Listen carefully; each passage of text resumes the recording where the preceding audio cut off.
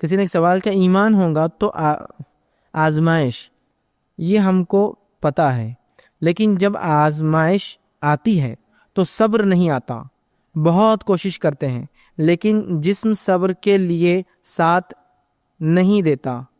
ڈر لگتا ہے کہ ہمیں ایمان سے دور تو نہیں جا رہے۔ ایک اچھا سوال کسی نے کیا کہ خاتون، چونکہ میں جو سوال کاغذ پر آئیں گے میں خواتین کی سمجھوں گا تو ان کی نفسیات کے اعتبار سے انہی کے واقعات اور انہی کے مطابق حل دینے کی کوشش کروں گا۔ چونکہ انہوں نے سوال کیا کہ ہم ایمان سمجھتے تو ہیں کہ ایمان ہے تو آزمائش تو آئیں گی، لیکن اس کے باوجود بھی جب آزمائش اللہ دے دیتا ہے تو صبر جسم کو نہیں ہوتا۔ جسم کیا کرتا ہے؟ ریئیکٹ کرتا ہے اور ناشکری پہ اتر جاتا ہے۔ تو ایسے معاملے میں کیا کریں؟ تو دیکھیے، جب آپ کو ایسا لگے کہ جب آزمائشیں آئیں گی تو آپ ناصبرے ناشکرے ہو سکتے ہیں، تو آپ کیا کیجئے، پچھلوں کے واقعات پڑھیں جنہوں نے کیسے کیسے حالات میں صبر کیے۔ ان کے واقعات ہم کو مضبوط بنائیں گے اپنے اعمال میں۔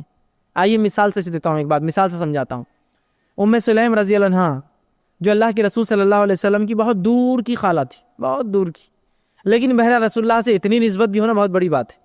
تو بڑی خوش ہوتی تھی کہ اللہ کے رسول جو ہے میرے جو ہے بھانجے ہونا، دور کا رشتہ، جتنے بھی دور کا تھا لیکن تھا رسول اللہ سے کہیں دور سے رشتہ۔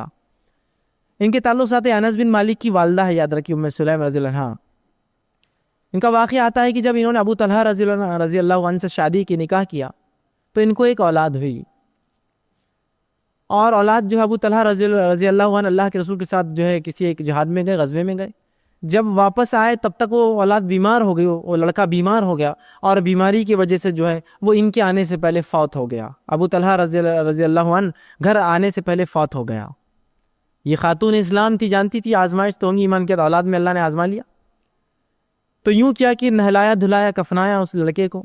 جب شوہر گھر آیا تو بالکل پتہ نہ لگنے دیا کہ کچھ ایسے حالات ہوئے گھر میں، ناگوار چیز گزری ہے، اس لیے کہ شوہر جہاز سے بہت زمانے بعد آئے تھے، ان کے کئی مہینوں بعد آئے تھے۔ اب ایک شوہر گھر آیا اتنے مہینوں بعد، کیا اس کو یہ مصیبت بتا کے اور کیوں تکلیف دوں؟ کہا کہ اطمینان کرنے دوں گی، اطمینان ہونے کے بعد بات بتاؤں گی، تاکہ سکون آ جائے، کم از کم گھر پہنچ جائے، اس کے بعد بتاؤں گی۔ جب ابو طلحہ رضی اللہ عنہ گھر آئے، آ کر جو ہے وہ اپنے جو ہے بیوی کے پاس رہے، کھانا کھایا، آرام سے رہے، رات گزاری، رات اپنی بیوی کے ساتھ خلوت میں گئے، ہم بستری کی، اور صبح جب فجر غسل کر کے نماز کے لیے جانے لگے تو تب اب ام سلیم رضی اللہ عنہا نے کہا کہ میں ایک سوال آپ سے کرنا چاہتی ہوں۔ تو کہا پوچھو۔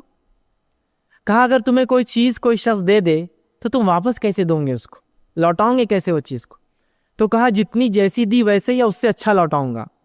کسی نے کوئی چیز دیا ہے تو جیسی کی ویسی لوٹانا چاہیے یا اس سے کچھ اچھا کر کے دینا چاہیے؟ تو کہا جیسی تھی ویسی یا اس سے اچھا۔ تو کہا بس اگر آپ یہ مانتے ہیں کہ کوئی چیز اگر کوئی دے تو لوٹانے کا اصول جیسی ویسی یا اس سے اچھی، تو اللہ نے ایک اولاد دی تھی، اس نے کل رات وہ ہم سے چھین لی، اس کا انتقال ہو گیا۔ ابو طلحہ رضی اللہ عنہ بڑے پریشان ہوئے، لیکن بہرحال نماز کو چلے گئے۔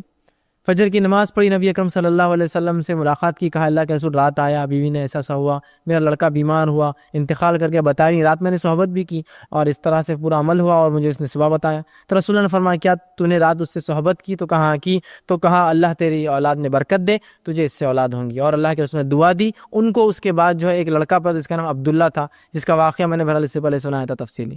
تو عبداللہ بہرحال ان سے پیدا ہوئے۔ تو یہاں دیکھیے اس خاتون کا واقعہ کتنی نصیحت ہے، کتنے صبر اور کتنے شکر کا واقعہ ہے۔ یہ عورت ہی ہے نا، نفسیاتی طور سے کمزور ہے یہ، لیکن اس کے باوجود بھی اگر کوئی عام عورت ہوتی شاید چیختی چلاتی روتی پلاتی، چونکہ اس کا شوہر اب آ گیا، رشتہ دار آنے کے بعد تو لوگ اور غم اظہار کرتے ہیں، لیکن یہ عورت جانتی تھی کہ اگر میرے شوہر کو یہ کروں گی تو پہلے ہی پریشان حال، کئی مہینوں کے بعد جہاد سے مصیبتوں سے وہ آیا ہے گھر، تکلیف کیوں دوں؟ اطمینان کے ساتھ کھایا پیا، اظہار نہیں ہونے دیا۔ ان کے دلوں کے اندر کوئی مشینیں نہیں لگی ہوئی تھی، ہمارے جیسے دل دھڑکتے تھے، ظاہر سی باتوں کو مشین نہیں تھی کہ ان کو کوئی احساس نہ ہو، یہ روبوٹس نہیں تھے، لیکن یہ رسول اللہ کے تلاميذ تھے، ان کے اسٹوڈنٹس تھے، اور ایسے جب استاد کے ایسے شاگرد تھے، یہ تو ظاہر سی بات ہے استاد کی صفت شاگردوں میں تو آتی ہے۔ تو یہ صبر اور اس کے جو ہے یہ جس کو کہیں گے پیکر تھے، نمونے تھے کہ کیسے صبر کیا جائے۔ تو یہ واقعات آپ پڑھیے تب آپ کو صبر سمجھ، اولاد کا نقصان تو پڑھیے ام سلیم کا واقعہ، یہ صبر دلائیں گا، یہ سکھائیں گا صبر کیا ہوتا ہے، یہ سکھائیں گا کہ کیا ہوتا ہے کہ جب کوئی چیز دے لے لے تو اس کا حق تھا، اللہ نے دیا لے لیا، کیا کروں میں اس سے زیادہ۔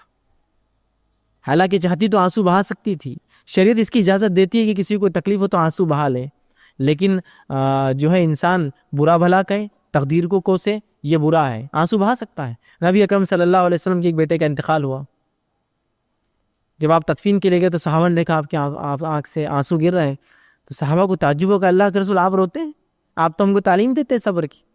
تو کہا یہ صبر کے خلاف نہیں میرا رونا، یہ تو رحمت ہے جو اللہ نے دل میں دے رکھی ہے، اور بہت کم لوگوں کو ایسی رحمت ملتی ہے دل میں جو آنسوؤں کے ذریعے انسان کی آنکھ سے نکلتی ہے۔ تو کہا یہ تو رحمت ہے جو میری آنکھوں سے نکل رہی ہے، تو یہ صبر کے خلاف نہیں رو لینا، لیکن صبر کے خلاف یہ ہوگا کہ ہمارا ہی گھر ملا تھا، کہ ہم ہی ملے تھے، کیا مصیبتیں ہم پہ ہی آتی ہے فلاں، یہ صبر کے خلاف ہے۔ تو صبر کیجئے اور ایسے واقعات پڑھیے، جب ان لوگوں کے واقعات پڑھ کے ان کے نقصانات کو آپ دیکھیں گے اور ان کے صبر کو دیکھیں گے اور اس کے باوجود ان کے شکر کو دیکھیں گے اور اللہ نے کیا بدلہ دیا اس صبر کا جب دیکھیں گے اس دنیا اور آخرت میں، تو بہرحال بہت زبردست ان کے لیے بدلے ہوں گے۔ تو پھر ہمیں بھی ہماری نفسوں میں بھی ایک جوش جذبہ آئے گا، ہم بھی ایسی قربانیاں دیں اور آزمائشوں پہ اپنی نفس کو صبر کی طرف متوجہ کریں۔ تو اللہ کی کتاب کی تعلیم حاصل کیجیے، نبی اکرم صلی اللہ علیہ وسلم کے زمانے جو ہے احادیث کا جو مطالعہ کیجیے، جس میں بہترین صبر کے شکر کے واقعات آئیں گے۔ ان واقعات کو پڑھنے سے ہماری نفس میں بھی شکر ہوگا، اور جب ہم سمجھتے ہیں کہ آزمائش آئیں گی ایمان ہے، اور جب آزمائش آ جائیں گی تو یہ واقعات ہم کو مضبوط کریں گے کہ اگر وہ لوگ صبر کر سکتے ہیں ہم بھی کوشش کریں گے اپنے رب کو خوش کرنے کے لیے۔ اور جب بھی آپ اور ہم صبر کریں، یاد رکھیے اس کے لیے نیت ضرور کریں، اس صبر کا بدلہ طلب کریں اللہ سے، ہمیشہ طلب کرنا، کیونکہ صبر کا بدلہ سوائے جنت کے اور کچھ نہیں، یاد رکھیے طلب کرنا، اللہ میں صبر کر رہا ہوں اس پر، مجھے تو اس کا بدلہ دے۔ اس لیے کہ رسول نے فرمایا کہ احتساب ہونا، صبر کے ساتھ احتساب کرے، احتساب یہ کہ اللہ بدلہ دے مجھے اس کا، تو صبر کیجیے اور بدلہ طلب کیجیے، دیکھیے اور صبر کا بدلہ سوائے جنت کے اور کچھ بھی نہیں، یاد رکھیے۔